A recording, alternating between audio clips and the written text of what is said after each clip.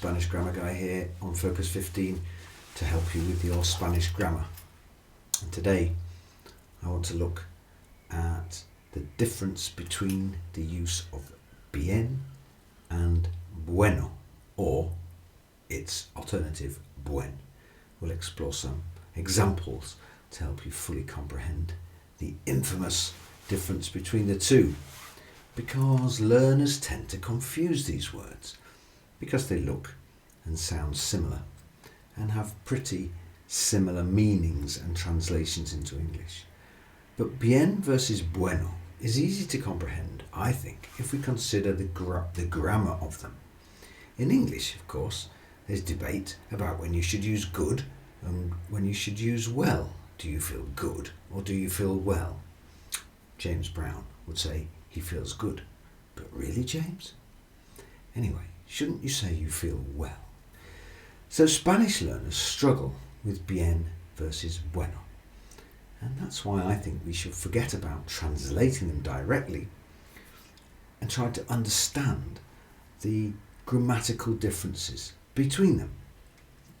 Bien is an adverb. Buen and bueno are adjectives. If you remember this simple rule, then bien versus bueno will become much easier to understand. So let's have a look at bien as an adverb.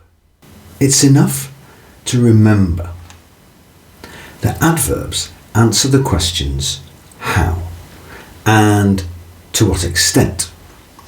So adverbs describe a verb. They can describe another adverb, and they can even describe an adjective. So let's have a look at bien describing a verb. For example, canto bien en español. I sing well in Spanish. Here, bien describes the verb canto. How do you sing? You sing well. Let's have a look at bien describing an adjective. Tu canción es bien pegajosa. Your song is very catchy. Here, bien is an adverb telling us more about the adjective pegajosa. Catchy to what extent? Very catchy. Here we have bien describing another adverb. Hablas bien rápido. You speak very fast. In this example, bien again is an adverb describing another adverb, rápido. Fast to what extent? Very fast. So bien is an adverb, but bueno is an adjective, and adjectives describe nouns, including people, animals, ideas and objects. For example, el álbum es muy bueno. The album is very good.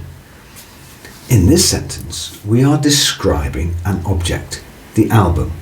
Remember that Spanish adjectives need to agree in gender and number with the noun that they are describing. So we have bueno, buena, buenos and buenas. And you need to take into consideration whether the noun is feminine or masculine, singular or plural. For example, tu español es bueno. Your Spanish is good, which is masculine and singular. Tu pronunciación es buena. Your pronunciation is good, feminine and singular, because of the word pronunciación. You might still not be a big fan of grammar terms, and thinking about parts of speech every time you speak can be a bit tiresome. So, we've made the dilemma bien versus bueno even simpler for you. Let's have a look at some uses of bien. In what situations can you use bien? Check out these 6 common ways to use the word bien. Number 1, to say how you feel. When you hear the common question, for example, ¿Cómo estás?, you will answer bien. Bien is a perfect response to express how you are doing and how you feel. It can describe your health or simply how you are in a particular situation. You can also use bien to emphasize the adjective in a sentence. You can always add bien before an adjective, and you'll make it sound stronger. It translates to very or pretty in these cases. This use of bien is more common, perhaps, in South America, but you can use it in Spain too. For example, el libro es bien interesante. The book is very interesting. You can also use bien to say that something is done well. If you want to praise somebody because, for example, they're doing something well, then you use bien and not bueno. For example, lo has hecho muy bien. You have done it very well. You can also use bien to say that something works properly. For example, Skype no está bien. No se oye nada. Skype is not working well. You can't hear anything.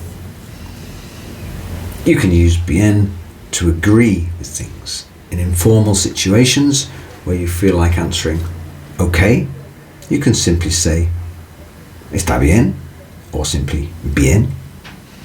For example, vamos al cine, ¿no? Bien. Let's go to the movies, okay? You can use bien to praise and cheer. Let's say your friend has done something really well and you just want to shout, well done. You can shout bien in Spanish. Okay. What about the uses of buen and bueno? So, buen and bueno is an adjective, not an adverb like bien. But let's give you some more specific ways to use it. Let's say a person or an animal behaves well. For example, mi hija es muy buena. Siempre hace todas las tareas. My daughter is very good. She always does all her homework. Okay? We can say that a person is good at what they do, for example. When a person is very good at their job, you can also use buen or bueno. For example, Juan es un buen profesor. Juan is a good teacher. You can also use buen or bueno to say that something is of a good quality. If something is well made, for example. Let's have a look here. Qué buen coche tiene Pedro. What a good car Pedro has.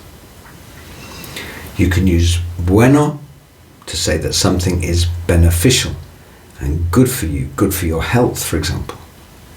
So anything that does you good is bueno, of course, buena, buenos, buenas. Anything that doesn't is not bueno. For example, correr es bueno. Running is good. Comer dulces todos los días no es bueno. Eating sweets every day is not good. You can also use buen, bueno, buenas, buenos to say something is delicious. So when you're in a restaurant and the waiter asks how the food is, you could use buena for that. For example, esta quesadilla está muy buena. This quesadilla is very good. La comida está buena. Remember here, you're using the verb estar and not ser because you're talking about the condition of the food. So look up a useful video on the difference between ser and estar as well on this channel, and that'll help you with that. So remember, bien is an adverb to say how something is done, in what way it's done. Whereas buen, bueno, buena, buenos and buenas, they're all adjectives to describe something in the normal way that adjectives do. Okay, that's it for now. Please subscribe to Focus 15 for more Spanish grammar tips. See you soon. Thanks for watching.